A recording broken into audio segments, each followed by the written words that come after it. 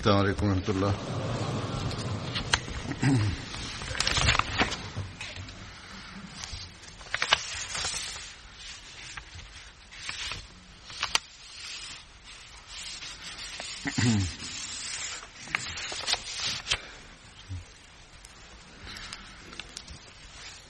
أشهد أن لا إله إلا الله وحده لا شريك له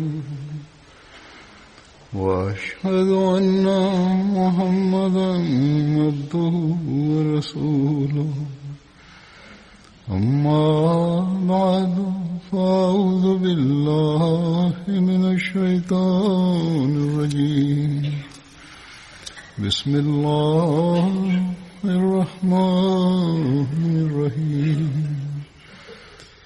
الحمد لله رب العالمين الرحمن الرحيم مالك يوم الدين إياك نعبد وإياك نستعين اهدنا الصراط المستقيم صراط الذين أنعمت عليهم غير المغضوب عليهم ولا الضالين.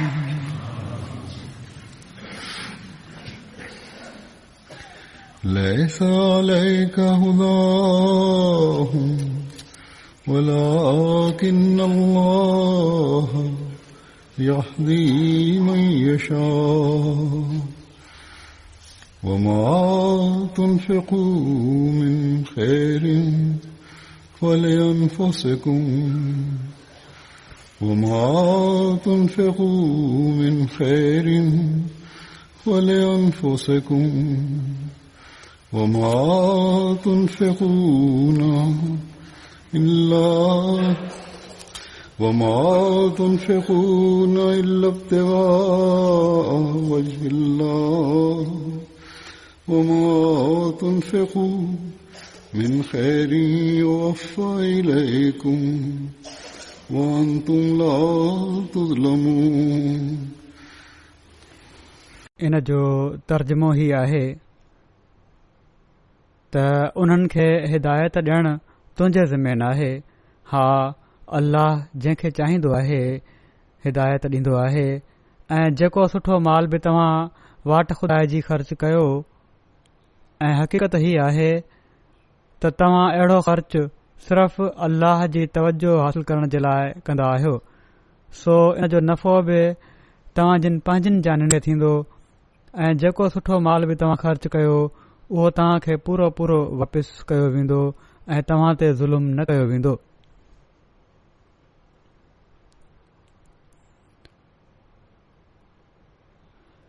हीअ आयत जहिड़ो क इन मां वाज़े आहे, अल्लाह ताला ही वाज़े फरमाए छॾियो आहे त हिदायत ॾियणु, सही रस्ते ॾांहुं वठी वञणु या उनखे उन रस्ते ते हलाए छॾणु जेको सही पासे वञे थो, जेको असुल मंज़िल ॾांहुं वञे थो, ऐं पोइ उन रस्ते ते उन हिदायत ऐं रहनुमाई ते क़ाइमु रखणु ऐं मंज़िल ताईं पहुचाइणु ऐं रस्तो भुलिजण खां बचाइणु ऐं अंजाम बख़ैर करणु अल्लाह ताला जे फज़लनि ते ई मुनहसिर आहे ऐं अल्लाह ताला जो ई कमु आहे. असां कंहिंखे नेकिन जो रस्तो ॾेखारे त सघूं था, पर ही ज़रूरी नाहे त ज़रूर उन रस्ते ते हलाए बि छॾियूं ऐं पोइ उन ते क़ाइम बि रखूं. सो ही कमु अल्लाह ताला पंहिंजे ज़िम्मे खयो आहे. ऐं जेको इंसान अल्लाह ताला ॾांहुं वधण जी कोशिश कंदो आहे उन रस्ते ते हलण जी कोशिश बि कंदो आहे ऐं दुआ बि कंदो आहे त पोइ अल्लाह ताला जे फज़लनि सां मंज़िल ताईं बि पहुचंदो आहे। सो उन जे लाइ ज़रूरी आहे त असीं हिदायत खां पोइ उन हिदायत जे रस्ते ते अल्लाह ताला जे ॿुधायल तरीक़े जे मुताबिक़ हलण जी कोशिश बि कंदा रहूं ऐं उन खां दुआ बि घुरंदा रहूं ऐं उहा दुआ घुरंदे इन ते क़ाइम रहण फज़ल खे बि घुरंदा आहियूं त जीअं अंजाम बख़ैर थिए ऐं कॾहिं बि असांजी कमज़ोरी असां खे अल्लाह ताला ॾांहुं वठी वञण वारे रस्ते खां ॿिए पासे न करे छॾे। वरी ॿी ॻाल्हि जेका अल्लाह ताला हिन आयत में फरमाई आहे उहा हीअ आहे त तव्हां सुठे माल मां जेको बि ख़र्च कयो उहो तव्हां जे पंहिंजे फ़ाइदे जे लाइ आहे। अल्लाह ताला फरमाए थो त वमा तुनफ़िक़ू मिन ख़ैरिन फलिअन्फुसिकुम ऐं जेको बि सुठो माल तव्हां वाट खुदा जी ख़र्च कयो उन जो फ़ाइदो तव्हां खे ई थींदो।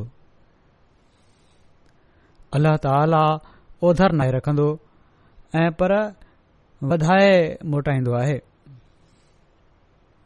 अहिड़ी तरह जहिड़ी तरह हिकिड़ो हारी ॿनी में ॿिज छटींदो आहे त को जाहिल घटि अकुल वारो चई सघे थो त हीउ छा कयो आहे हिन जो सॼो ॿिज ज़मीन में उछले ज़ाया करे छई, पर अकुलमंद खे ख़बर आहे त ही कणा जेके ज़मीन में उछलिया विया आहिनि हज़ारे ऐं पर लखे करोड़े दाणा बणिजी निकिरी सघनि था सवाइ इन जे जो उहो फ़सुल आफ़त जो शिकार थी वञे ऐं उन खे कुझु न मिले।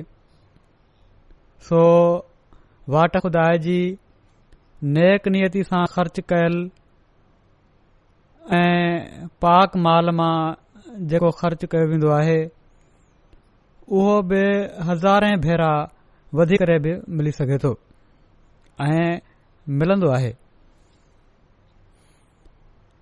अहमदी पंहिंजा तजुर्बा लिखंदा रहंदा आहिनि,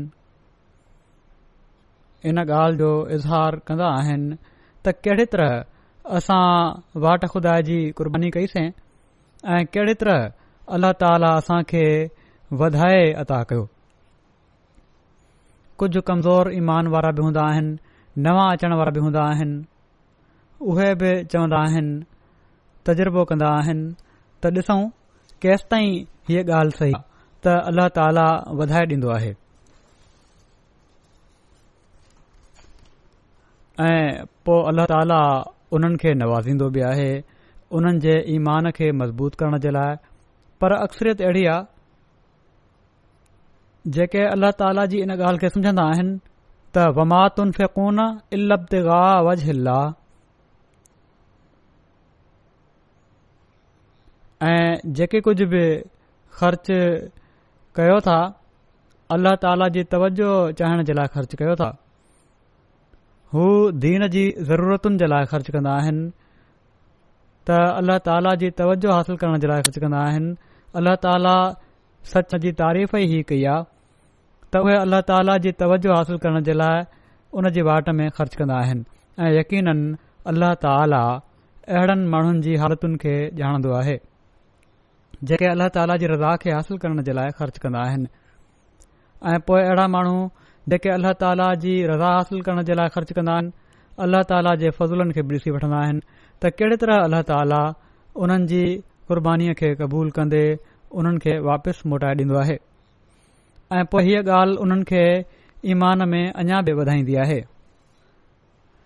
तो अल्लाह ताला फरमाए थो त मां ओधर न आहियां रखां, तव्हां मुंहिंजी तवजो हासिल करण जे लाइ पंहिंजे पाक माल मां मुंहिंजे दीन जे लाइ ऐं मुंहिंजे चवण ते ख़र्च कयो था त मां बि तव्हां खे मोटाए ॾींदुसि।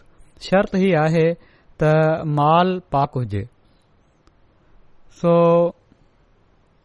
के हिननि मुल्कनि में तरक़ी याफ़्ता मुल्कनि में रहण वारा ख़ासि तौर ते इन ॻाल्हि जो ख़्यालु रखनि त पाक माल कमाइनि घणो कमाइण जे लाइ हुकूमत जे इदारनि खे धोखो न ॾियनि त पंहिंजी कमाई बि करे रहिया हुजनि ऐं हुकूमत सां ग़लति बयानी करे वज़ीफ़ो बि वठी रहिया हुजनि। अहिड़ा माण्हू हुकूमत खां नाजाइज़ रक़म बि वठंदा आहिनि, पंहिंजा टैक्स जेको हुकूमत जो हक़ आहे ऐं हर शहरी जो फ़र्ज़ु आहे उहे बि न ॾींदा, ॿियनि जो हक़ बि खाईंदा आहिनि ऐं उहा ई रक़म जेका ॿिए ज़रिए सां मुल्क जी तरक़ीअ में ख़र्च थी सघे थी उन में बि रोक बणिजंदा आहिनि ऐं सभिनी खां वधीक करे ही त ग़लति बयानी करे कूड़ ॻाल्हाए रहिया हूंदा आहिनि ऐं ही सभई शयूं ग़लति आहिनि, गुनाह आहिनि ऐं पाक माल खां परे वठी वञण वारियूं आहिनि। पोइ पाक माल में ॿियनि ज़रिए खां ग़लति तौर ते कमायल माल ॿिया जिन कमनि खां अल्लाह ताला झलियो आहे उहे कम करण सां कमायल माल बि पाक माल नाहे हूंदो। त बहरहाल अल्लाह ताला फरमाए थो त मां पाक माल जी कुर्बानी खे जेका मुंहिंजी तवजो हासिल करण जे लाइ कई वञे न सिर्फ़ क़बूल कंदो आहियां ऐं पर युवफ़ा इलैकुम तव्हां खे पूरो पूरो मोटाए ॾींदो आहियां, मुख़्तलिफ़ ज़रियनि सां मोटाईंदो आहियां। अल्लाह ताला कॾहिं बि कंहिं ते ज़ुल्म नाहे कंदो। हीउ इंसान ई आहे जेको मुख़्तलिफ़ हरकतूं करे, ग़लति हरकतूं करे, अल्लाह ताला जे हुकमनि जी नाफ़रमानी करे पंहिंजे मथां ज़ुल्म कंदो आहे ऐं नुक़सान में पवंदो आहे। अल्लाह ताला जे फज़ल सां अल्लाह ताला जे फज़लनि खे हासिल करण वारा ऐं अल्लाह ताला जी इन ॻाल्हि जो तजुर्बो ऐं इदराक रखण वारा हज़ारे ऐं लखे अहमदी आहिनि। उन्हनि मां कुझु जा मां कुझु मिसाल पेश कंदुसि। अॼु ही क़ुर्बानीनि जा नज़ारा असीं हज़रत मसीह मऊद अलैहिस्सलातु वस्सलाम जे वक़्त खां ॾिसूं पिया था, वाक़िया पढ़ूं था ऐं अॼु बि असां खे नज़र अचनि था। त पुराणियूं ॻाल्हियूं न आहिनि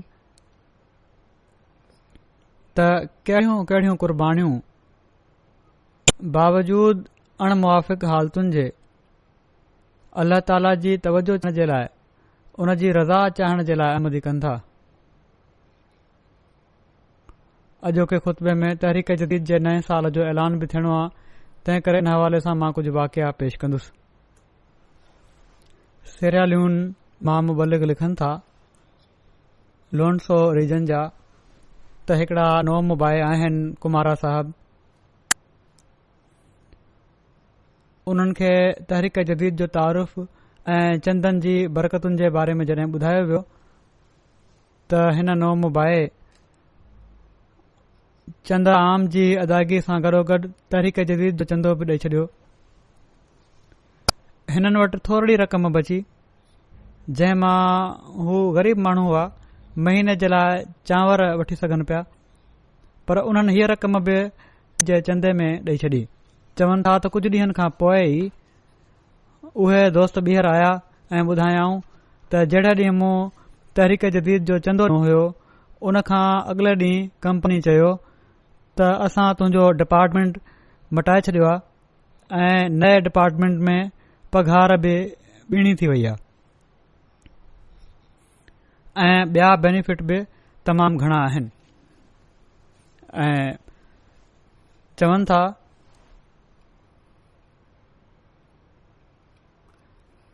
त जन बरकतुनि जो मूं ज़िक्र ॿुधो हुयो, चंद जे करे बरकतूं थींदियूं आहिनि।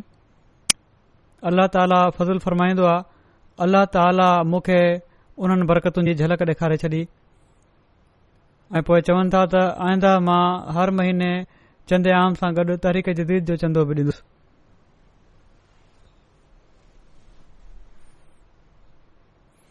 पोइ सेरालून जे रीजन पोर्ट लोको जा मुबलिक चवनि था, हिकिड़ो वाक़ियो बयानु कनि था। हीउ ॾिसो त गुरबत जे बावजूद जेके क़ुर्बानियूं करण वारा आहिनि अल्लाह ताला कीअं थो उन्हनि खे नवाज़े ऐं पोइ हीअ ॻाल्हि उन्हनि जे ईमान में बि वाधारे जो सबबु बणिजंदी आहे। वाक़ियो चवनि था हीअं आहे त हिकिड़ो ॻोठु आहे सांडा मबलन तोरो, उन में हिकिड़ा अहमदी आहिनि मोहम्मद साहब।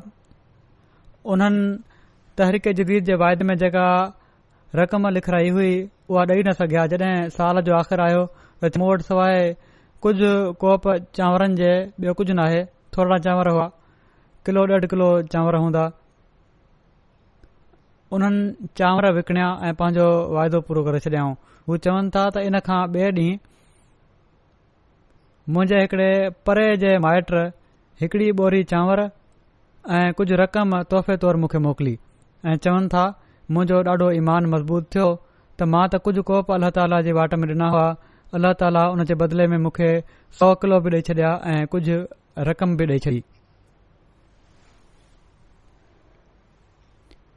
पोइ गिनी बसाओ जा मुबलिग लिखनि था इन में बि ग़रीबनि जी क़ुर्बानी जो मयार आहे ऐं पोइ अल्लाह ताला उन्हनि जो ईमान कीअं ताज़ो करे थो। कबोडो जमायत जा मेंबर आहिनि दयालू साहब। उन्हनि खे जॾहिं तहरीक जदीद जे चंदे जी अहमियत जो ॿुधायो वियो त ओड़ी महिल ई उन्हनि पंहिंजे खीसे में हथु विधो ऐं खीसे में 1000 सिफ़ा जेका रक़म हुई उहा तहरीक जदीद में ॾेई छॾियाऊं ऐं चवण लॻा त इन्हनि पैसनि मां पंहिंजे ॿारनि जे लाइ खाइण पीअण जूं शयूं वठण लाइ शहर वञी रहियो हुयुसि ऐं चंदो ॾियण खां पोइ ॿीहर हू घर विया। घर में पैसा त हुया कोन। फिशिंग रॉड खई उन्हनि ही मच्छी मारींदा हुआ ऐं फिशिंग जे लाइ हलिया विया त जीअं ॿारनि जे खाइण पीअण लाइ कुझु सामान करे सघनि। चवनि था मां फिशिंग जे लाइ नेट उछली फिशिंग जो सामान फिशिंग जे लाइ सामान रॉड न फिशिंग कंदा हुआ नेट सां कंदा हुआ। फिशिंग जे लाइ नेट उछलियमि त 1 कलाक अंदरि अंदरि अल्लाह ताला चवनि था त 73 किलो मच्छी सां मुंहिंजी नेट भरे छॾी ऐं ॿिया माछी जेके मूंसां गॾु हुआ उन्हनि ॾिठो त चवण लॻा त ॾाढो भाॻ आहे तुंहिंजो जो 1 कलाक अंदरि तूं एॾी मच्छी मारी आहे। एतिरी त सॼी राति में असांखे मच्छी नाहे मिलंदी। त ओड़ी महिल चवनि था मूं इहो ई सोचियो ऐं ॿुधायो त हीअ तहरीक जदीद जे चंदे जी बरकत आहे जेको अञा 1 कलाक पहिरियां मूं ॾिनो हुयो ऐं जेका रक़म हुई सभु कुझु ॾेई छॾियो हुयो ऐं पोइ इन ते हू ॿीहर मिशन हाउस आया छो त कमाई घणी थी चुकी हुई। वरी ॿीहर उन्हनि चयो ग़रीब आहिनि त उन्हनि जूं दिलियूं बि तमामु खुलियल आहिनि। अल्लाह ताला जॾहिं नवाज़ींदो आहे त दिलियूं बंदि नाहिनि थी वेंदियूं, हथ बंदि नाहिनि थी वेंदा ऐं पर वरी उहे ॾींदा आहिनि त जीअं अल्लाह ताला अञा नवाज़े। वरी कांगो मां अमीर साहब लिखनि था त रीजन बंदोंदो जी जमात जे मुक़ामी मोलिम जमायत जे माण्हुनि खे तहरीक जदीद जे हवाले सां तहरीक कई ऐं मूं जमायतुनि खे ही चई छॾियो आहे त कोशिश कनि त वधि में वधि अंग वधाइनि शामिल थियण वारनि जो। मुंहिंजी हीअ ॻाल्हि जॾहिं उन्हनि खे ॿुधाई वई ओड़ी महिल ॻोठ वारनि वटि ग़रीब माण्हू हुआ चंद ॾियण जे लाइ का रक़म कोन हुई। इन ते मुक़ामी माण्हुनि चयो त चंदो त ॾियणो आहे। नंढड़ो ॻोठ हुयो। हू झंग में विया, काठियूं कयाऊं, पोइ उन जो कोयलो ठाहियूं ऐं उन कोयले जूं ॿोरियूं खणी वञी उते त ॻोठ में त को ख़रीदार कोन हुयो। उनखे पोइ ॿेड़ी ते हिकिड़ो ॾुखियो सफ़र हुयो। कांगो में दरिया तमामु घणा आहिनि, पाणी जे ज़रिए सफ़र थींदो आहे अक्सर। ॿेड़ी जो हिकिड़ो ॾुखियो सफ़र कयाऊं ऐं पोइ हिकिड़े शहर में खणी वञी उते विकिणी छॾियाऊं उनखे ऐं उहो विकिणी उन्हनि खे 96,000 फ्रांक जेके मिलिया उहे गॾियल तौर ते ॻोठ वारनि तहरीक जदीद में ॾेई छॾिया। सो ही अजीब क़िस्म जा माण्हू आहिनि। हज़रत मसीह मौद अलैहिस्सलाम खे अल्लाह ताला ता फरमाया आहिनि जिन जे बारे में पाण पंहिंजी ज़िंदगीअ में ई फरमायाऊं नमूना ॾिसी त मूंखे हैरत थिए थी त कहिड़ी तरह ही माण्हू क़ुर्बानियूं कनि था। ग़रीब माण्हुनि जी क़ुर्बानी जा मयार जेके तहरीक जदीद जे शुरूआत में हज़रत मुस्लिम मऊद रज़ियल्लाहु ताला अन्हु बयानु फरमाईंदा हुआ त कंहिं वटि आना आहिनि त उहा औरत आना खणी आई, कंहिं वटि थोरा पैसा आहिनि त उहे खणी आयो। उहे अॼु बि असांखे ॾिसण लाइ मिलनि था त कहिड़ी तरह अल्लाह ताला जी तवजो हासिल करण जे लाइ लेवज लाइ माण्हू ख़र्च कंदा आहिनि। गिनी बिसाओ जा मुबलिग लिखनि था त असांजे मुल्क जे हिकिड़े परे इलाइक़े कबू करे जी हिकिड़ी अहमदी ख़ातून आहे 50 साल उन्हनि जी उमिरि आहे, काफ़ी ग़रीब आहे, को बि कमाई जो उन्हनि वटि ज़रियो कोन्हे। ऐं चवनि था कुझु ॾींहं पहिरियां, कुझु वक़्तु पहिरियां उन्हनि खे तहरीक जदीद जे चंदे जी तलक़ीन कई वई माण्हुनि खे। उन्हनि नियत कई त ॿियो त कुझु मूं वटि कोन्हे, हिकिड़ी नंढड़ी कुकड़ आहे, उहा पाले वॾी कंदसि ऐं उहा विकिणी पंहिंजो तहरीक जदीद जो चंदो ॾींदसि। कुझु वक़्तु गुज़रण खां पोइ उते कुकड़ियुनि में बीमारी अची पई ऐं हिननि जी कुकड़ बि हिकिड़े ॾींहुं बीमार थी पई। मिटनि माइटनि चयो घर वारनि त हिन कुकड़ खे मरणो ई आहे, हिन खे कुही वठि। उन्हनि चयो त न, मां इहा न कुहंदसि। उन्हनि दुआ कई त ऐं अल्लाह, मूं वटि ॿियो कुझु त आहे न सवाइ हिन कुकड़ जे, तूं ई मदद कर ऐं हिन खे बचाए। चवनि थियूं ॿिए ॾींहुं उथियसि त उहा सिहतमंद कुकड़ हुई, वॾी थी ऐं वञी उन्हनि उहा 20 ॾींहंनि खां पोइ मोलम खे ॾेई छॾी त हीअ कुकड़ मुंहिंजी चंदो आहे। अल्लाह ताला अहिड़ी तरह बि हिननि माण्हुनि जा माण्हू चवंदा आहिनि त असांखे निशान नज़र नथा अचनि। जेकॾहिं ॾिसणा हुजनि, अल्लाह ताला सां सही तालुक़ हुजे ऐं नियत नेक हुजे त अल्लाह ताला निशान बि ॾेखारींदो आहे। ऐं ही नंढा नंढा निशान ई आहिनि जेके हिननि माण्हुनि जे इज़्दियाद ईमान जो सबबु बणजंदा आहिनि, ईमान में वाधारे जो सबबु बणजंदा आहिनि। हिकिड़ो ॿियो मिसाल अल्लाह ताला जे वर्ता जो, तंज़ानिया मारा रीजन जा मोलम चवनि था त हिकिड़े मुख़लिस अहमदी नौजवान राशिद हुसैन, इन्हनि जो राशन वग़ैरह जो नंढड़ो दुकानु आहे।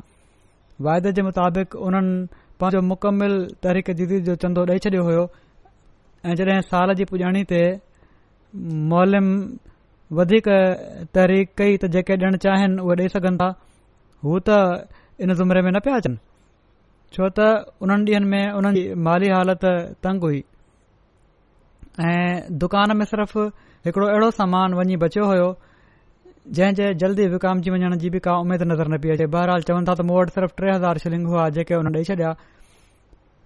उन ई शाम हू मोलम वटि ॿीहर आया।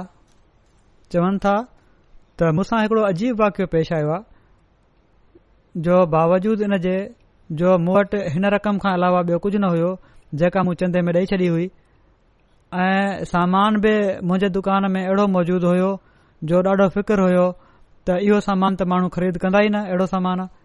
पर अल्लाह ताला चंदे जी बरकत सां हिकिड़ी अजीब मुंहिंजी मदद फरमाई गैर मामूली तरीक़े सां, जो मंझंदि जो ई मूं वटि हिकिड़ो ग्राहक आयो जंहिं सामान ख़रीद कयो ऐं उहो समूरो सामान जंहिंखे मां सम्झां पियो त फौरी तौर ते नथो विकामजी सघे, उहो ख़रीद कयईं ऐं 23,000 शिलिंग सामान विकणण खां पोइ मूं वटि गॾु थी विया आहिनि। ऐं हीउ सभु चवनि था त मूंखे त इहो ई आहे त चंदे जी बरकत सां अल्लाह ताला रिज़्क़ अता फ़रमायो आहे। पोइ सेंट्रल अफ्रीका जे शहर बांगी जा हिकिड़ा साहब आहिनि, अजाना साहब, उहो उन्हनि जो बि वाक़ियो आहे। इन में बि ॾिसो अल्लाह ताला ईमान मज़बूत करण जे लाइ कहिड़ी कहिड़ी तरह नवाज़े थो।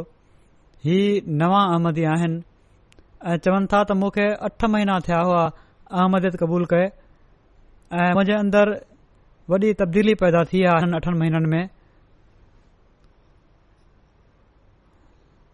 जुमे जी नमाज़ बि मां पढ़ंदो हुउसि, MTA बि मुस्तक़िल ॾिसंदो हुउसि ऐं MTA ते चवनि था त जॾहिं मूं ख़ुतबो ॿुधो तव्हांजो, मुंहिंजो मामूल हुयो त ख़ुतबो ॿुधंदो हुउसि।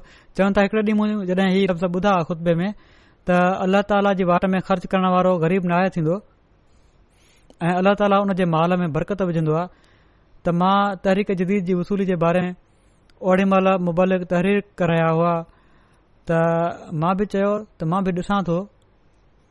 मुंहिंजे खीसे में ओड़ी महिल कुझु न हुयो, न 500 फ्रांक हुआ, सिर्फ़ तमामु थोरी रक़म हुई। मूं उहे ॾेई छॾिया ऐं फ़िक्र मूंखे हीउ हुयो त मां राति जो छा खाईंदुसि। पोइ चवनि था त मूंखे ख़लीफ़तुल मसीह जी हीअ ॻाल्हि यादि अची वई त ख़ुदा वधाए ॾींदो आहे त मूं उहे 500 फ्रांक त ॾेई छॾिया हुआ। मूं चयो हाणे ॾिसां थो त अल्लाह ताला कहिड़ो नज़ारो ही इन उमेद ते नोम बाए हुया, ईमान में कमज़ोरी बि हुई ऐं मतिलबु आहे त अहिड़ी तरह कामिल ईमान अञा न थियो हुयो, पर बहरहाल तब्दीलियूं पैदा थी रहियूं हुयूं, नेक नियत हुअनि। चवनि था त मां ओड़ी महिल 3-4 कलाकनि लाइ मिशन हाउस में तरसी पियुसि। इन ई दौरान जी फ़ोन आई त मूं वटि हीरा आहिनि जेके मां तुंहिंजे शहर में अची विकिणणा आहिनि ऐं मुंहिंजी हिते वाक़फ़ियत कान्हे, त मां चाहियां थो त तूं मुंहिंजी मदद कर। जीअं त चवनि था त हू उते पहुतो त मां उन्हनि खे वठी वञी हिकिड़े हीरनि जे वापारी वटि वठी वियुसि। उते हीरनि जो वापार बि थींदो आहे ऐं हीरा विकिणण खां पोइ उहो जेको मुंहिंजो दोस्त हुयो या माइट हुयो जेको हीरा खणी आयो हुयो, उन जॾहिं हीरा विकिणिया त उन खां पोइ उन चवनि था त मूंखे 27,000 फ्रांक तोहफ़े तौरु ॾिना। ऐं सिर्फ़ इहो ई न, ऐं पर ख़रीद करण वारे बि 10,000 फ्रांक चवनि था त मूंखे तोहफ़े में ॾिना। चवनि था उन ॾींहुं मूंखे खपई त मां हाणे ई 500 फ्रांक ॾिना हुआ, त अल्लाह ताला मूंखे कुझु कलाकनि में ई 37,000 फ्रांक सां नवाज़े छॾियो। ऐं चवनि था त इन सां मुंहिंजे ईमान में ॾाढी तरक़ी थी आहे।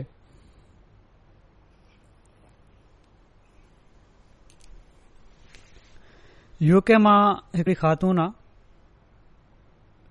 अल्लाह ताला उन्हनि सां बि कहिड़ी तरह वर्ताव फरमायो, उन्हनि जे ईमान में वाधारो थियो। चवनि थियूं त मां तहरीक जदीद जो चंदो ॾेई चुकी हुअसि। वरी मुक़ामी सदर साहिब तरफ़ां हिकिड़ो पैगाम मिलियो त असां खे पंहिंजो टारगेट पूरो करण जे लाइ वधीक रक़म जी ज़रूरत आहे। ओॾी महिल मूं सोचियो त वधीक चंदो नथी ॾेई सघां, छो त मूं वटि जेके पैसा आहिनि उहे किथे ॿियो इस्तेमालु करणा आहिनि। पोइ बहरहाल चवनि थियूं त मां आख़िर में वधीक चंदो ॾियण जो फ़ैसिलो करे वरितो ऐं जेका रक़म मूं वटि पई हुई उहा समूरी चंदे में ॾेई छॾियमि। ॿिए ॾींहुं मां पंहिंजो बैंक अकाउंट ॾिठो त हैरान थी वियसि त जेतिरी रक़म मूं चंदे में ॾिनी हुई उन खां चवण ते मुंहिंजे कम तरफ़ां मुंहिंजे अकाउंट में विधी वई हुई, जंहिंजी मूंखे कतन का उमेद न हुई। अफ्रीका में न, हिते बि जेके माण्हू नेक नियती सां कनि था, यूरोप में बि ॿिया बि मिसाल आहिनि, उन्हनि खे बि अल्लाह ताला बरकत विझंदो आहे।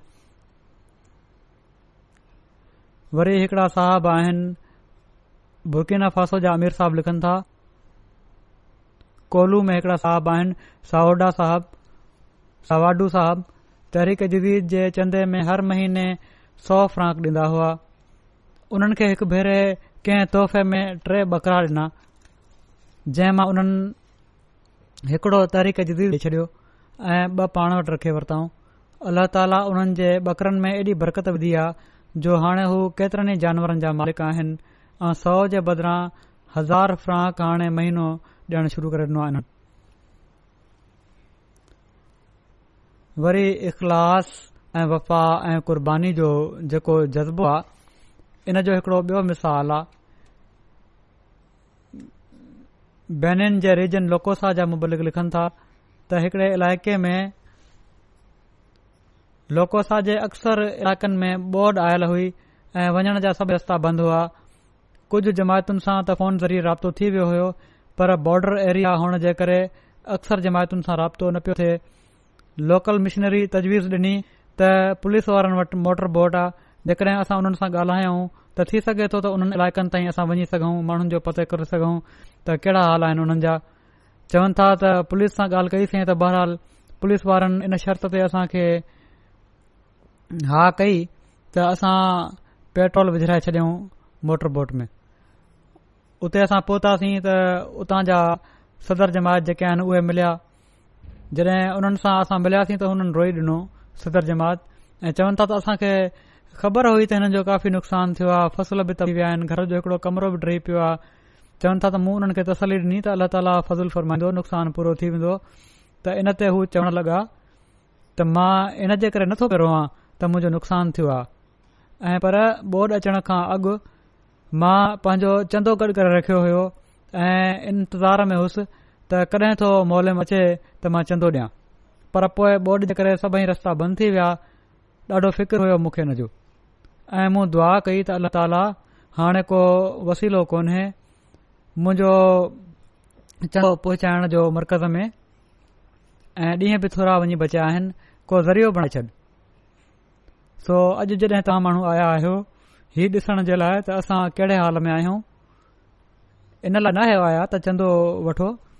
त इन जे करे मां बेअख़्तियार रोई ॾिनो त अल्लाह ताला केतिरो जल्द मुंहिंजी दुआ क़बूल करे वरिती आहे ऐं मां पंहिंजे इन फ़र्ज़ खे पूरो करण जे क़ाबिल थियुसि। पंहिंजे नुक़सान जो को फ़िक्र न आहे। फ़िक्र आहे त ही त मां जेको कमु अल्लाह ताला ख़ातिर करण जो वाइदो कयो आहे, जेका क़ुर्बानी मां ख़ुदा ताला जी तवजो हासिल करण जे लाइ ॾियणी हुई, उन जी अदायगी टाइम ते थी वञे।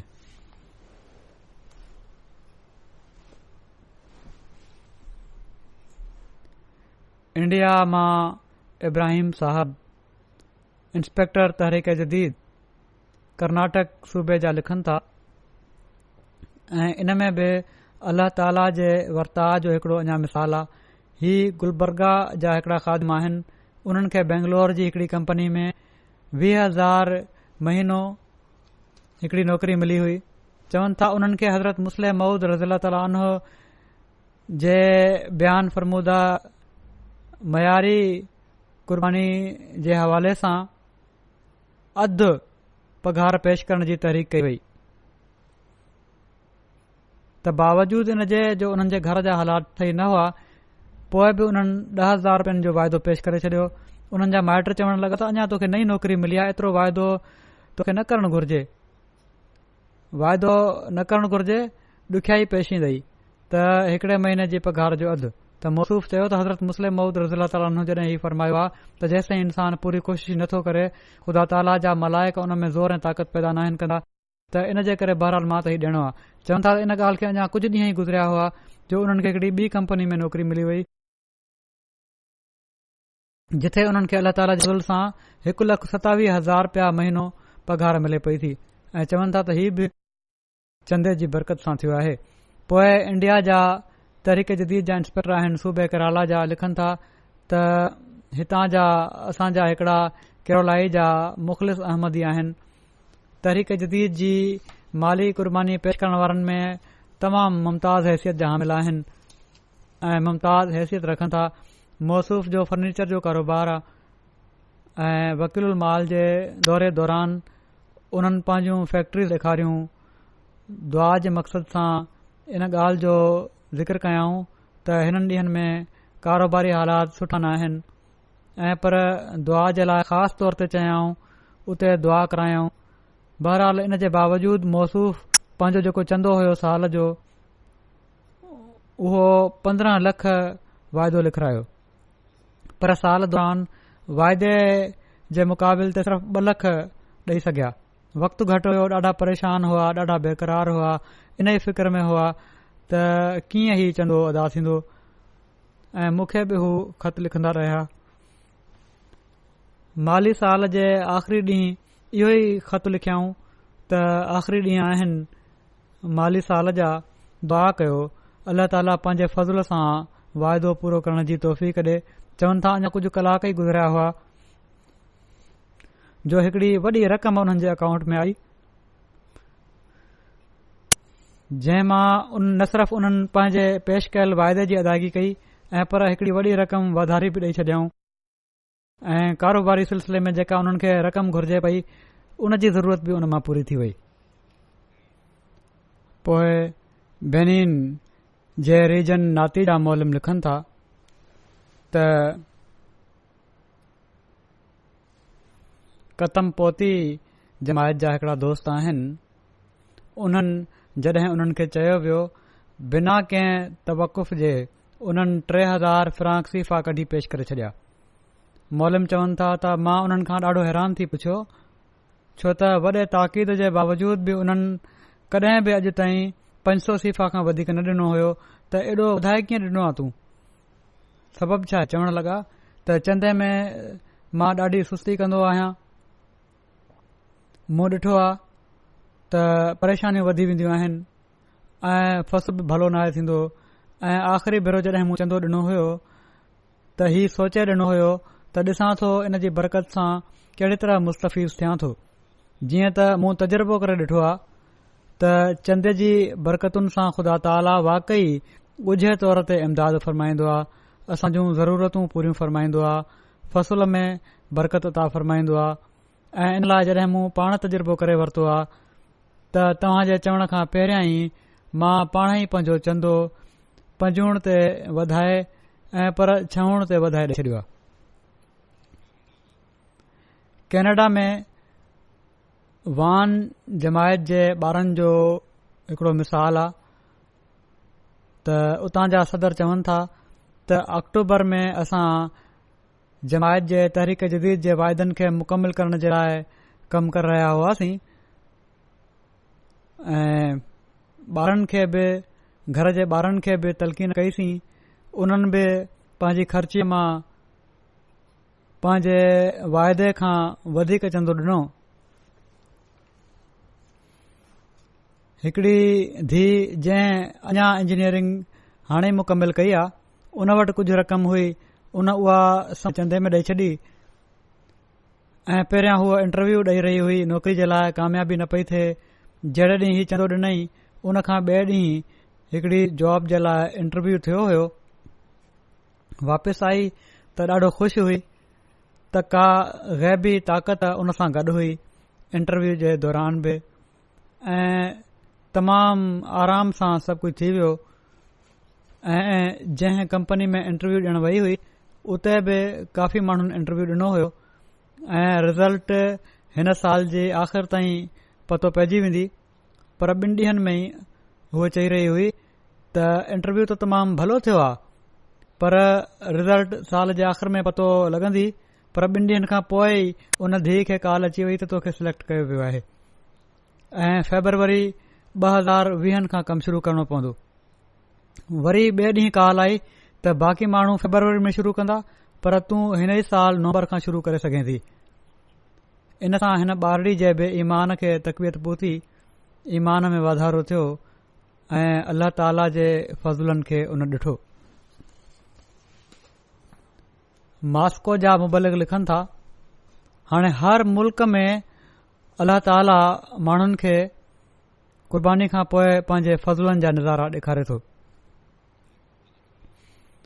हिकड़ा दोस्त आहिनि ज़ाहिर साहब, उज़्बेकिस्तान सां हिननि जो तालुक़ आहे। उज़्बेकिस्तान जे शहर बुखारा सां तालुक़ आहे। वॾे वक़्त खां मास्को में कमु करण जे लाइ ईंदा आहिनि। कुझु वक़्त खां हिते कमु कनि था, पोइ जेका रक़म गॾु थिए थी उहा खणी उज़्बेकिस्तान वापसि हलिया था वञनि।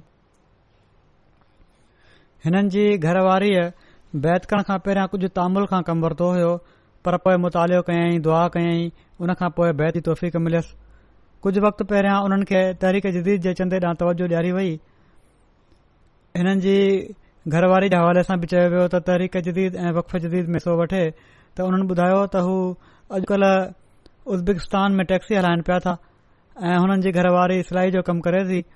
ॿिन्ही ज़ाल मुड़ुस ही उसूल ठाहियो आहे त पंहिंजी कमाई जा 3 हिसा कंदा आहिनि, जन मां हिकड़ो ॿारनि जे लाइ, हिकड़ो हिसो घर जे लाइ ऐं हिकड़ो हिसो चंदे जी सूरत में वाट खुदा जी कुर्बानी जे लाइ मुख़्तस करे रखियो आहे। अहिड़ी तरह 2 ज़ाल मुड़ुस पुरसकून ऐं मुतमइन आहिनि ऐं घरू ज़िंदगी बि ख़ुशहाल गुज़रे पई थी। चवनि था ज़ाहिर साहब त जॾहिं खां उन्हनि चंदनि में हिसो वठणु शुरू कयो आहे, अल्लाह ताला ख़ासि बरकत अता फ़रमाई आहे ऐं उन्हनि जी कमाई में एॾी बरकत पई आहे जो गुज़िरियल सालनि में कॾहिं बि ईअं नाहे थियो। पोइ रशिया मां ई मुबलिग इंचार्ज लिखनि था, रसलान साहब आहिनि, मास्को जा शेफ तौरु कमु कंदा आहिनि। कुझु वक़्तु पहिरियां उन्हनि घर ठाहिण जे लाइ हिकड़ी तमामु वॾी रक़म कर्ज़ तौरु हासिल कई ऐं वॾे वक़्त खां ॿीणो कमु करे कर्ज़ लाहिण जी कोशिश करे रहिया हुआ। हिकड़े ॾींहुं उन्हनि जी फ़ोन आई त मां हाणे फौरी तौर ते तव्हां खे चंदो मोकिलणु चाहियां थो। पुछण ते उन्हनि ॿुधायो त जंहिं हंधु पहिरियां कमु कंदा हुआ उते उन्हनि जी जेका मज़ूरी हुई, महिनताणो हुयो, उन्हनि जी हिकड़ी वॾी रक़म मालिक वटि फाथल हुई जिथे पहिरियां कमु कंदा हुआ ऐं इन हवाले सां दुआ जे लाइ बि उन्हनि लिखियो हुयो त अल्लाह ताला उहा ॿुॾल रक़म सिर्फ़ पंहिंजे फज़ल सां वापसि ॾियाराई आहे। चवनि था इन ते मुंहिंजी दिलि में शदीद ख़्वाहिश पैदा थी त मां जेतिरो जल्दी थी सघे चंदो ॾियां ऐं पोइ ओड़ी महिल ई उन्हनि चंदे जे लाइ पंहिंजे हालात जे एतबार खां हिकड़ी वॾी रक़म मुरबी साहब खे मोकिले छॾी।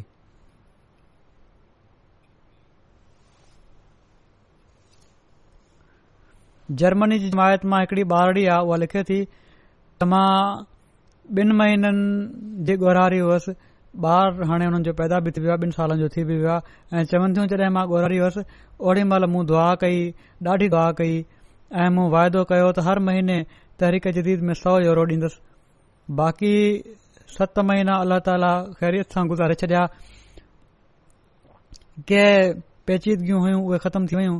अल्लाह ताला पंहिंजे फज़ल सां पुट सां नवाज़ियो ऐं चवनि थियूं हाणे बि मां अल्लाह ताला सां कयल वाइदो हर महीने तहरीक जदीद में चंदो ॾेई पूरो कयां पई थी। दुनिया जे हिन हिसे में जेको मादियत में ॿुॾो पियो आहे ऐं ख़ुदा खां दूरी पैदा थी रही आहे, हिते अल्लाह ताला अहमदिन खे पंहिंजे फज़लनि सां नवाज़े जिथे पंहिंजे वजूद जो पतो ॾिए थो उते अहमदियत जी हक़ीक़त ऐं सचाई बि उन्हनि ते ज़ाहिर थी रही आहे। लटविया जा मुबलिक लिखनि था त वहीदोफ साहब आहिनि लटविया जा हिकड़ा अहमदी। हिननि जो तालुक़ बि उज़्बेकिस्तान जे सूबे बुखारा सां आहे। कुझु साल अॻु उन्हनि खे अहमदियत क़बूल करण जी तौफ़ीक़ मिली। अल्लाह ताला जे फज़ल सां इख़लास ऐं वफ़ा हिननि जो वधंदो पियो थो वञे। हिननि जे घर वारनि सां नेक वर्ताव खे ॾिसी गुज़िरियल साल हिननि जी घरवारी बि बैत करे जमायत में शामिल थी। उन्हनि चवनि था त मूंखे फ़ोन ते चंदे जी अदायगी जे हवाले सां ॿुधायो। चवनि था 6 महीना उज़्बेकिस्तान में कमु कंदो आहियां ऐं 6 महीना रशिया वञी कमु कंदो आहियां। हिन साल बुखारा शहर में हिकड़ो फ्लैट ख़रीद कयो हुयुमि जंहिं जे लाइ मूंखे पंहिंजी गाॾी विकिणणी पई। चवनि था जॾहिं मां कमु करण रशिया वियुसि त मूं सोचियो त अल्लाह ताला सां हिकड़ो सौदो करणु घुर्जे। जीअं त मां इन नियत सां चंदो ॾियणु शुरू कयो त अल्लाह ताला मूंखे चंदे जी बरकत सां गाॾी ख़रीद करण जी तौफ़ीक़ अता फ़रमाए। चंदो ॾियण खां पोइ अल्लाह ताला मुंहिंजे कम में एॾी बरकत ॾिनी जो मूं वटि घरू ज़रूरतुनि खां अलावा गाॾी ख़रीद करण जे लाइ बि हिकड़ी मुनासिब रक़म गॾु थी वई। जीअं त मां बुखारा वापसि अची पंहिंजी गाॾी ख़रीद करे वरिती ऐं उन पहिरीं गाॾी खां बि सुठी गाॾी ख़रीद कयमि जेका फ्लैट ख़रीद करण जे लाइ मूंखे विकिणणी पई हुई। ऐं चवनि था त हीउ सिर्फ़ चंदे जी बरकत जो नतीजो आहे, न त एॾी वॾी रक़म गॾु करणु मुंहिंजे लाइ नामुमकिन हुयो। ऐं कुझु वक़्तु पहिरियां बैत कई हुई। इन चवनि था त मुंहिंजे ईमान में बि वाधारो कयो आहे। गिनी बसाओ जा मुबलिक चवनि था त हिकड़ा साहब आहिनि ऐं जेके बावजूद पैदाइशी अहमदी हुअण जे ऐं बावजूद बार बार जी तलक़ीन जे तहरीक जदीद में हिसो न वठंदा हुआ।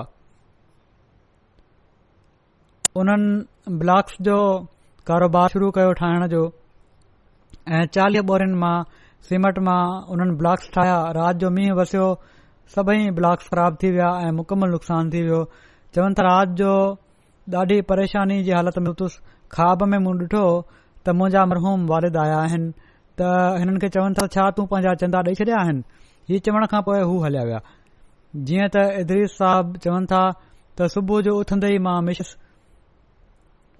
ऐं हू मिशनरी खे चवण लॻा त तव्हां तहरीक जदीद जे चंदे जी तलक़ीन कई हुई। मूं वटि फ़िलहाल सिर्फ़ 2000 फ्रांक आहिनि जेके मां हाणे ॾियणु चाहियां थो।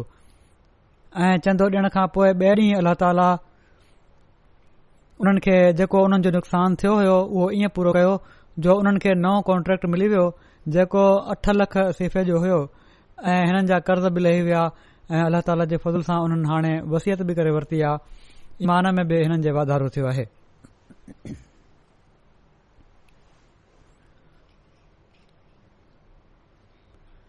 मायूट आइलैंड जा हिकड़ा दोस्त आहिनि। उन्हनि वटि को मुस्तक़िल कमु न हुयो, अली मोहम्मद साहब, पर चवनि था जॾहिं खां मूं तहरीक जदीद जो चंदो आहे मूंखे कमु ॻोल्हण में का ॾुखियाई नाहे पेश आई। हिकड़ो कमु ख़तमु थींदो आहे त ॿियो मिली वेंदो आहे ऐं चंदे जी अदायगी खां पोइ हींअर ताईं लाॻीतो कमु मिले पियो थो। हीअ नई जमायत आहे, कुझु साल थिया आहिनि क़ाइमु थी, पर ईमान ऐं इख़लास में वधण वारी जमायत आहे।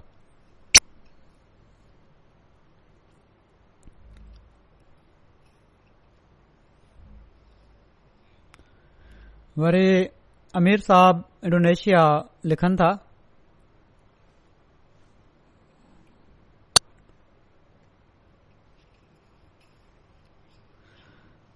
अमीर साहब इंडोनेशिया लिखनि था त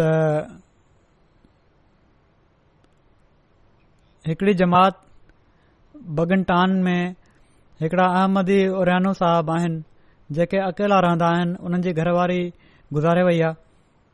हाणे हे बि उन्हनि चंदो ॾियण जे लाइ कहिड़ा कहिड़ा तरीक़ा अख़्तियार कया आहिनि। हैरत थिए थी, ॾाढो इख़लास ऐं वफ़ा आहे हिननि माण्हुनि में।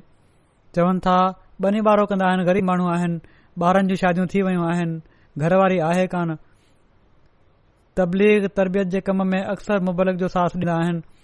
नंढड़ी पोख आहे हिननि वटि ऐं इन पोख जी जेका कमाई आहे, जेका हारियुनि जी कमाई त कुझु महीननि खां पोइ थींदी आहे, हर 3-4 महीननि खां पोइ उपत थींदी आहे, पर चंदो हू बाक़ाइदा ॾींदा आहिनि हर महीने। हिकु दफ़ो उन्हनि खां मुबलिक पुछियो त तव्हांजो फ़सुल त 3-4 महीननि खां पोइ थींदो आहे, पर चंदो तव्हां बाक़ाइदगी सां ॾींदा आहियो। इन ते उन्हनि ॿुधायो त मूं हिकड़ो तरीक़ो अख़्तियार कयो आहे बाक़ाइदगी सां चंदो ॾियण जो, त मां पंहिंजी ॿनी जो हिकड़ो हिसो मुख़्तस करे उन ते सिर्फ़ केले जा वण पोखिया आहिनि ऐं अहिड़ी तरह वण लॻाया आहिनि जो हिकड़ो वण लॻाइण जे कुझु वक़्त खां पोइ ॿियो लॻायुमि, माना त कुझु हिसो लॻाइण खां पोइ कुझु ॿियो हिसो लॻायो, पोइ कुझु वक़्त खां पोइ टियों हिसो लॻायो। अहिड़ी तरह हर महीने जेके केले जा वण आहिनि उहे सॼो साल ई छो त मेवो ॾींदा आहिनि, उहे मेवो ॾींदा रहंदा आहिनि ऐं मां हर महीने मेवो लाहे बाज़ार में विकणंदो आहियां ऐं उन मां जेका रक़म मिलंदी आहे उहा समूरी चंदे में ॾेई छॾींदो आहियां। वरी इंडोनेशिया जा अमीर साहब बि लिखनि था त हिकड़ी जमात पासर पंगारिया जा हिकड़ा नोमुबाए आहिनि। कुझु वक़्तु अॻु उन्हनि बैत कई हुई, घरवारी तरफ़ां वॾी मुखालफ़त आहे, पर मौसूफ़ साबित क़दम आहिनि। जॾहिं तहरीक जदीद जे नए साल जी शुरूआत थी त असांजे मुबलिग उन्हनि खे तहरीक जदीद जे माली जहाद में शामिल थियण जी तहरीक कई। इन ते मौसूफ़ 5 लख इंडोनेशियन रुपया ॾियण जो वाइदो कयो। इंडोनेशियन रुपये जी वैल्यू तमामु घटि आहे, पर बहरहाल उन्हनि जे लाइ त तमामु घणी आहे, उन्हनि जे लाइ रक़म तमामु घणी हुई। हिकड़ा ऑनररी टीचर आहिनि जंहिं जी पघार तमामु घटि हूंदी आहे। असांजे मुबलिक उन्हनि खां ॿीहर पुछियो त तव्हां एॾी रक़म लिखाए छॾी आहे, ॾेई सघंदो, कंहिं ॾुखियाई में न पइजी वञो। इन ते उन्हनि वॾे यकीन सां चयो त इहो ई मुंहिंजो वाइदो आहे। जीअं त रमज़ान जे महीने में जॾहिं हिननि खे 100 सैकड़ो अदायगी जी तलक़ीन कई वई त उन्हनि पंहिंजो वाइदो पूरो करे छॾियो। हिकड़े ॾींहुं उन्हनि जे कंहिं माइट उन्हनि खे तोहफ़े में हिकड़े लिफ़ाफ़े ॾिनी त उन्हनि उहो लिफ़ाफ़ो खोलियो न ऐं पर फौरन सदर जमात जे घर अची चयाऊं त हिन लिफ़ाफ़े में जेको कुझु बि हुजे मां तहरीक जदीद जे लाइ ॾियां थो। सदर जमात जॾहिं उहो लिफ़ाफ़ो खोलियो त ॾिठाऊं त उन में बिल्कुलु 5 लख इंडोनेशियन रुपया उहा रक़म हुई, जॾहिं जेका उन्हनि ओड़ी महिल ई पंहिंजे वाइदे जे मुताबिक़ ॾेई छॾी ही उन्हनि ॾींहनि जी ॻाल्हि आहे। वरी ॿारनि में इख़लास ऐं क़ुर्बानी जी अहमियत जो अहसास जेको आहे, हीउ इनकलाब बि हज़रत मसीह मऊद अलैहिस्सलातु वसलाम जी जमायत में ई नज़र अचे थो जेको पाण पैदा फ़रमायाऊं। घाना जा मुबलिक लिखनि था त कुझु वक़्तु पहिरियां जमायत में माली क़ुर्बानी ख़ुसूसन तहरीक जदीद जे बारे में ख़ुतबो ॾिनो ऐं इन ॻाल्हि ते ज़ोर ॾिनोसीं त असांखे ॿारनि खे बि क़ुर्बानी जी आदत विझणु घुर्जे त हू पंहिंजे हथ सां चंदो ॾियनि।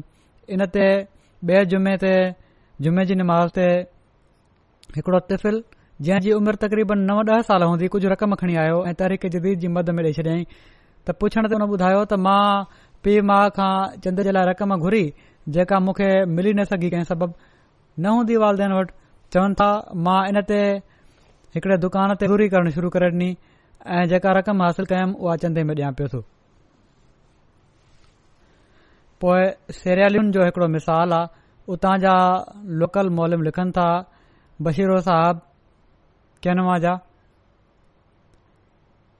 त हिकड़ी जमायत शराबो में जॾहिं जमायत जे माण्हुनि खे तहरीक जदीद जे चंदे जी अदायगी ॾांहुं तवजो ॾियारी वई त इन ई दौरान हिकड़ो ॿार 9 या 10 साल जी उमिरि जो हूंदो ऐं मूं ॾिठो त हू मथे ते काठियुनि जी हिकड़ी भरी खणी आयो ॿारण वारियूं ऐं उन मोलिम साहब खे चयो त ही काठियूं तव्हां मूंखां ख़रीद करे वठो ऐं जेतिरा पैसा थियनि उहे चंदे में विझी छॾियो। मोलिम साहब उहे काठियूं उन ॿार खां ख़रीद करे वरितियूं ऐं चंदे जी रसीद कटे ॾेई छॾियाऊं। बाद में उहे काठियूं बि ॿार खे वापसि करे छॾियाऊं त तुंहिंजो चंदो थी वियो। अल्लाह ताला हिननि माण्हुनि जे माल ऐं ईमान में तमामु घणी बरकत अता फ़रमाए। अहिड़ी तरह क़ुर्बानी जो तस्वुर हितां जे ॿारनि में न हूंदो त महिनत करे मज़ूरी करे या झंग में वञी काठियूं करे पोइ चंदो ॾियनि। हिते हालात सुठा आहिनि। बेशक हिते बि तमामु सुठा मिसाल आहिनि। के ॿार अहिड़ा आहिनि जन पंहिंजी ख़र्चीअ मां पूरी रक़म ॾेई छॾी। का ख़ासि शइ ख़रीद करणी हुअनि उन जे लाइ रक़म गॾु कई हुआऊं त उहा क़ुर्बानी करे छॾियाऊं।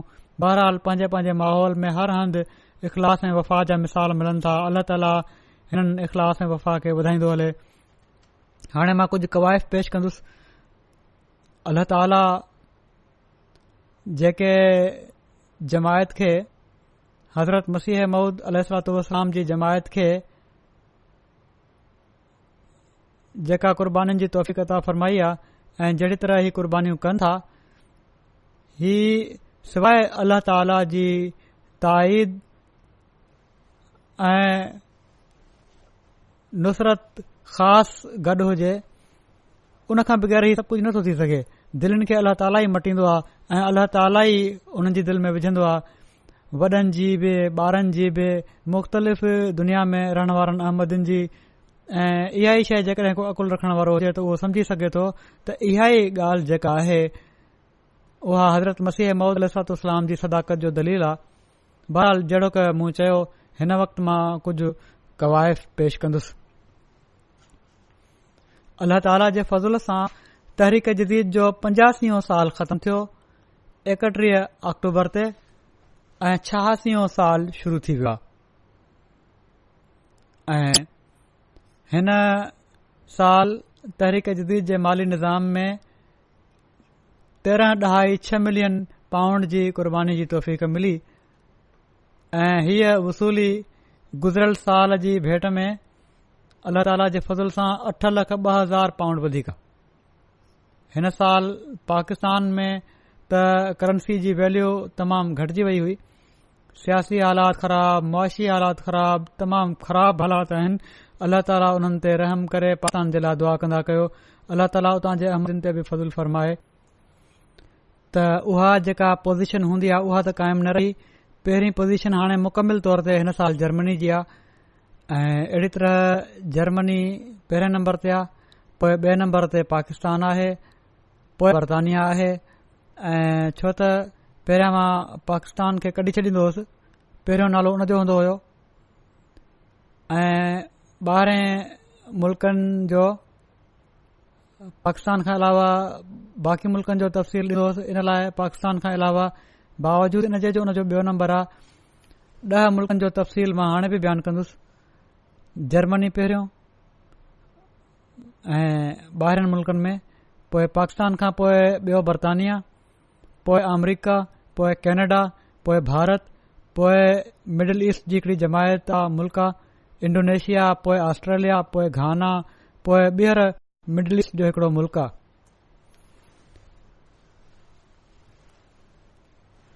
अल्लाह ताला जे फज़ल सां बावजूद हालात ख़राब थियण जे पाकिस्तान में बि ऐं दुनिया में हर हंधि, छो त गॾियल तौर ते दुनिया में हर हंधि मुआशी हालात ख़राब थिया आहिनि। मुक़ामी करंसी में वाधारो थियो आहे ऐं पहिरियां 3 जेके वाधारे वारा मुल्क आहिनि उन्हनि मुल्कनि में कंहिं हिकिड़े मिडल ईस्ट जे मुल्क खां अलावा उते त आहे ई। पोइ ॿिए नंबर ते भारत आहे जिथे वाधारो थियो आहे फ़ी सैकड़ो निस्बत जे हिसाब सां जेको उन्हनि वाधारो कयो आहे। पोइ कैनेडा आहे, पोइ जर्मनी आहे, पोइ बर्तानिया, पोइ घाना, पोइ पाकिस्तान, इंडोनेशिया, अमरीका, ऑस्ट्रेलिया।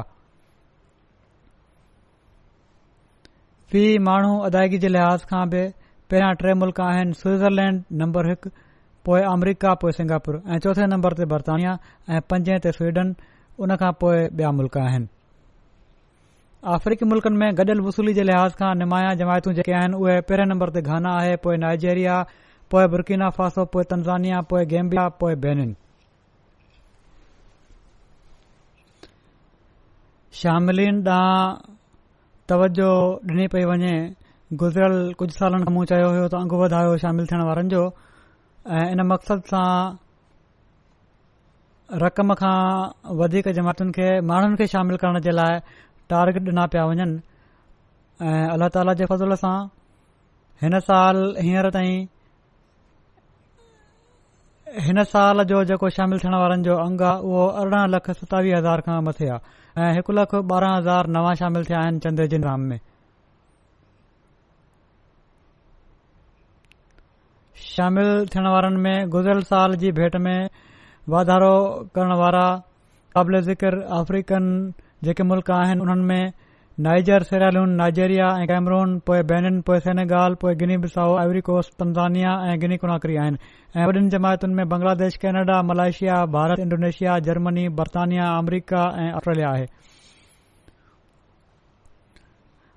दफ़्तर अव्वल जा खाता जेके आहिनि मरकज़ी रिकॉर्ड जे मुताबिक़ 5,927 आहिनि। 36 माण्हू अल्लाह ताला जे फज़ल सां जेके अञा हयात आहिनि उहे ख़ुदि पंहिंजा चंदा ॾियनि पिया था। ॿियनि जा फ़ौज शुदगान जा खाता उन्हनि जा वारिस आहिनि, उन्हनि ऐं जमायत जे मुख़लिसनि जारी करे रखिया आहिनि।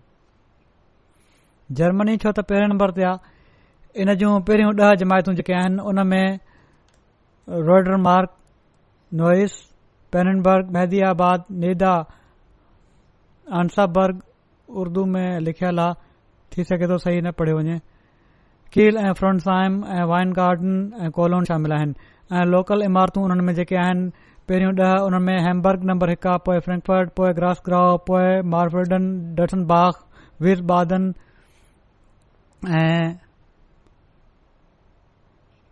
रीचस्टड, डामस्टड ऐं मनहाइम ऐं अलशाइन।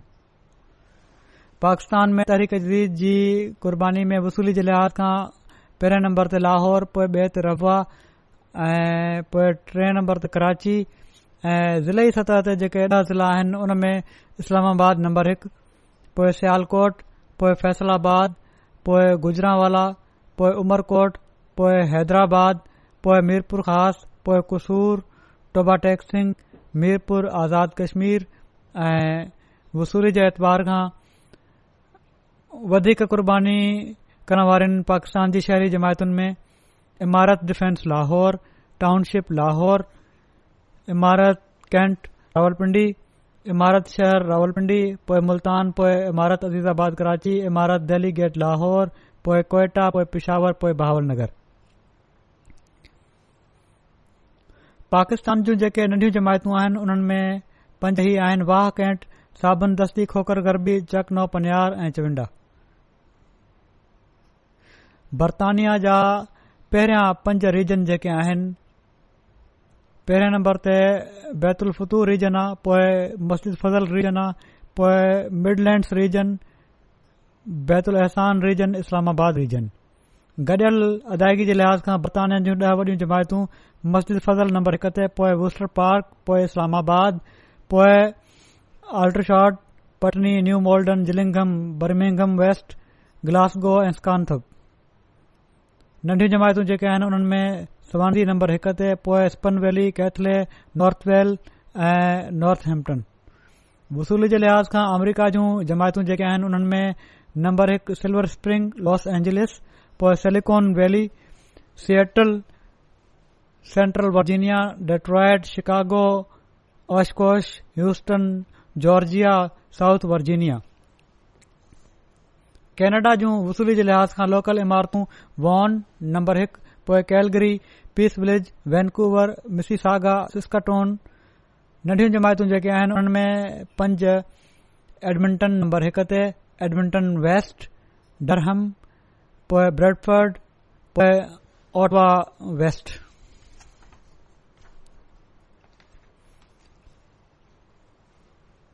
इंडिया जूं कुर्बानी जे लिहाज़ खां 10 जमायतूं जेके आहिनि पहिरियों उहे आहिनि केरोलाई नंबर 1, पोइ कादियान, पोइ पैथफ्रेम, पोइ हैदराबाद, कोयम्बटोर, पंगाडी, बेंगलोर, कालीकट, कोलकाता, यादगीर।